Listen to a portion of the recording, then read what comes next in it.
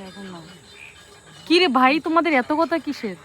উফ, এটা কি আসলে আমার মানে হবু হাজবেন্ডের বড় ভাইয়ের ওয়াইফ, তো ভাবিকে বলছিলাম ভাবি আপনি যা বলবেন তাই, বাট আপনার দেবরকে ছাড়া আমি বাঁচবো না।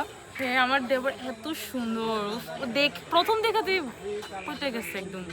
তুমি এটাও বলো তোমার দেবর আমার পছন্দ। হে, আমার দেবর অনেক পছন্দ করে, মানে মানে ভাই, কি বলবো, listen, ইসরাত বলতে একদম দিশেহারা। আল্লাহ, মেইন কথা হচ্ছে আপুর জামাই ভালো, তো আপুর থেকে খবর পাইলাম যে আপুর একটা দেবরও আছে, তারপর আমার চোখ পড়ছে বুঝছো।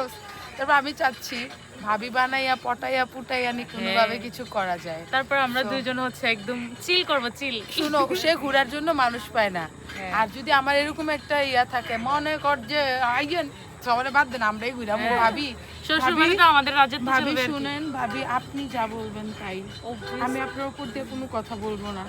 মেন কথা এটাই, আমি আপনার দেবর ছাড়া পাবো না। ওকে, সমস্যা নাই, আমার দেবর একদম দেশের বাইরে থেকে চলে আসবে এই ভিডিও দেখলে, একদম মাস্ত। তোমার দেবর কি দেশের বাইরে থাকে? হ্যাঁ, এখন প্যাম্পিরিতে আলাপ বাদ দিয়ে এসব খাও তোমরা। এসব খাও। এসব কি? এসব হচ্ছে thank you ma'am. Thank you. উফ, এরকম বড় একজন মজা এটা থাকলে মজা। তার এই আমার নাকে ফুল পসি দেখো চিকি চিকি করে কিনা বলো। তুমি খাইতে না? অনেক ভালো লাগতেছে।